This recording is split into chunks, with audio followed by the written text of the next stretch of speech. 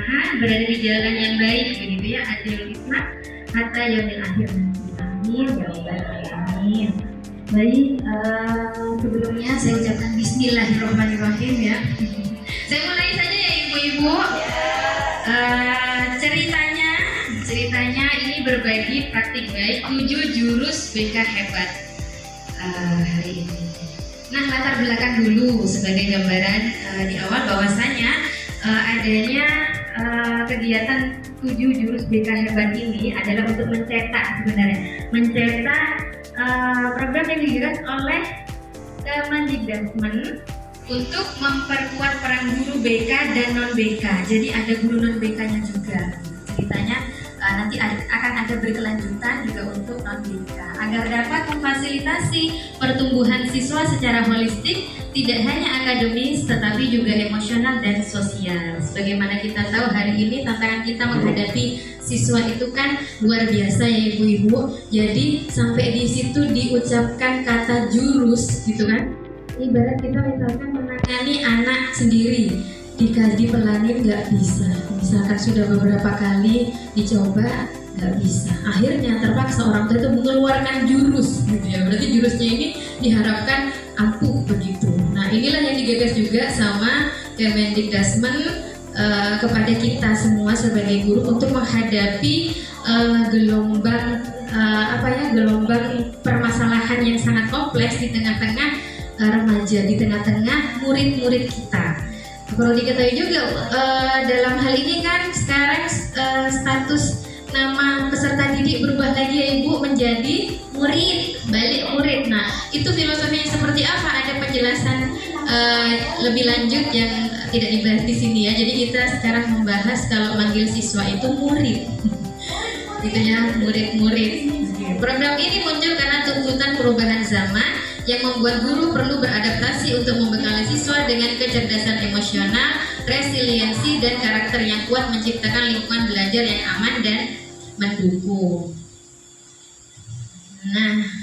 Nah ini judulnya Cafasda. Dari itu Kemendikbud itu kemudian menunjuk di semua daerah itu pion-pion, kalau saya bilang, kalau di catur itu ya ada pion-pionnya, yaitu untuk menjadi fasilitator daerah. Nah, Cafasda ini kemarin sudah dikirim ke Malang untuk mengikuti diklat atau bimbingan teknis terkait jurus-jurusnya. Nah, ada 7 jurus ibu-ibu, 1, 2, 3, 4, 5, 6, 7. Nah, kemudian setelah 4 hari itu kita diminta untuk terjun ke lapangan untuk melaksanakan 2 jurus. Begitu. Jadi saya Bu Ani, Bu Farah diberikan amanah untuk mengaplikasikan 2 jurus seperti itu sebagai langkah awal untuk menuju Fasda nantinya. Nah, dalam OJL on the job learning pertama, jadi saya di sini melakukan 2 kali OJL, mengambil jurus 1 dan jurus 2. Jurus 1 itu adalah kenali potensi, gitu ya. Nah, kenali potensi ini kita mengungkap gitu potensi-potensi yang ada pada anak didik kita. Nah, di sini saya mengambil kenali potensi itu ada beberapa alat ungkap atau tes begitu ya ada. Nah, alasan saya menggunakan tes gaya belajar dan tes multiple intelligence adalah yang pertama sebagai dasar awal pengetahuan murid untuk mengenali gaya belajarnya dan kecerdasan bakat dan minatnya. Kemudian alasan yang kedua adalah sebagai pedoman untuk guru dalam memvariasi metode pembelajaran di dalam kelas dan untuk dapat mengakomodasi kecerdasan majemuk yang dimiliki para murid sehingga mencapai potensi yang optimal. Nah, ini pertemuan pertama kita menggunakan metode ARKA. Yang pertama A itu adalah aktivitas, ARKA. Nah, yang dipimpin ya. A itu aktivitas, R itu refleksi, K itu konsep, A itu aksi. Jadi setiap kita masuk menggunakan jurus itu pasti menggunakan metode ARKA. Yang pertama kita ada aktivitas, itu bisa game, bisa cerita dan lain sebagainya. Saya menggunakan aktivitasnya yaitu guru BK melakukan brainstorming atau mengungkapkan fakta dengan kepada murid ya tentang tipe-tipe gaya belajar yang disukai dan berbeda-beda satu sama lain gitu kan. antara audio, visual, dan kinestetik. Nah, untuk awal saya minta anak-anak itu untuk menebak dulu. Ayo, kamu gaya belajarnya apa kira-kira? Kamu suka yang audio, visual, atau kinestetik selama ini? Begitu kan? Kemudian anak-anak saya minta menempel di depan. Saya termasuk yang ini Bu, ada gambar, nanti ada fotonya ya. Kemudian refleksi, guru BK menggambarkan agar siswa dapat merefleksikan jika belajarnya tidak sesuai dengan tipe belajarnya. Itu bagaimana? Kamu akan kesulitan. Misalnya kalau misalkan sukanya dia itu mendengar, terus ada keributan, kan dia jadi gak konsen belajarnya, gitu ya.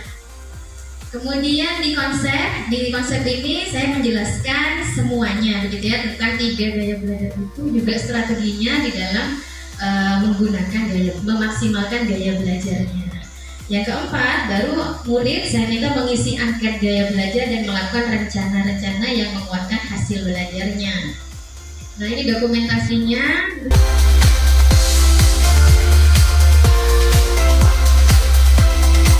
Akan membahas tentang bagaimana mengelola emosi. Menurut pendapat saya, mengelola emosi itu adalah kemampuan mengenali, memahami, dan mengendalikan emosi. Juga agar dapat mengekspresikan secara sehat, gitu. Jadi keterampilan ini penting untuk kesehatan mental, hubungan sosial, dan pengambilan keputusan yang tepat.